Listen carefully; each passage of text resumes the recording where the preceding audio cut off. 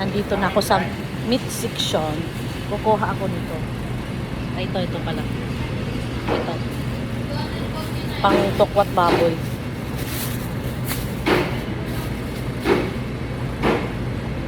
Ganda naman siya.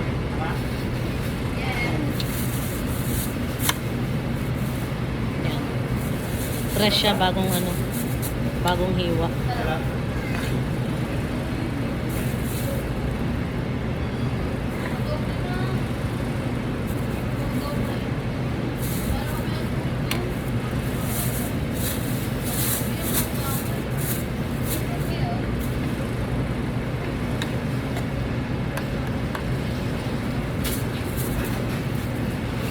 Kuya, kunin ko na yung...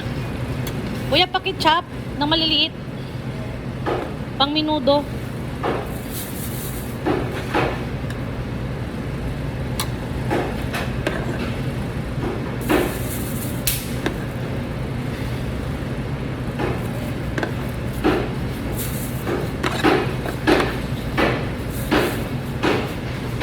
Medyo dami-damihan ko kasi. Meron kaming tatrabahong tao, 3. Ay, 2 sila. So, nililibre ko na sila ng kain. Batong bukot.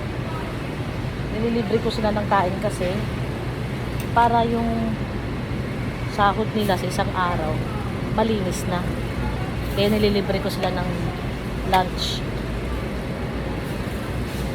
Ayan. Yun yung in-order ko. Kuya, ilang kilo inabot? 800? 600. Yan, ang gaganda ng cut, oh. Dito sa SM, mga mamshi, super mom. Halatang kagigising ko lang, oh.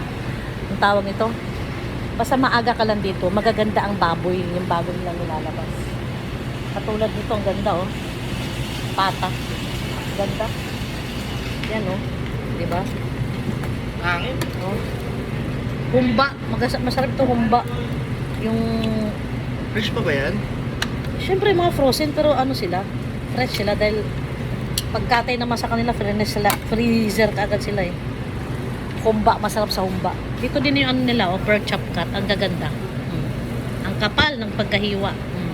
Diba? So ilang piraso lang niyan? 1 kilo siguro, 6-7 piraso lang. So hindi obra sa amin yan. Kapag bumili ako niyan, kailangan 3 kilo para magkasya. Kuya, ito pa. Alam mo trabaho ni Kuya? Butcher. Gusto mo maging ganyan? Butcher. Ilan nabot, Kuya? 1.3. Ito 1.6. Ay, sorry. Oh, dagdagan. 600 Diyos pala to. Dagdagan natin, Kuya, kasi kailangan ko ng 2 kilo.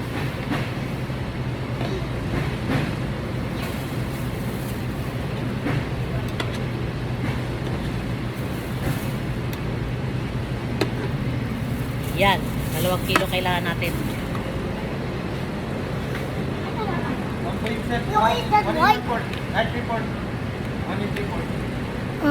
What? Lumagpas? 1.5 lang. Yan, dito naman tayo sa baka, guys. Shoo, ganda ng baka nila, oh.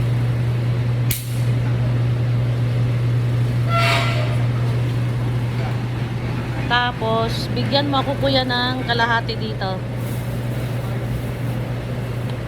Tanungin mo nga kay Jamaina kung kalahating giniling o 1 kilo. Tanungin mo nga. 1 kilo mo na. Pag 2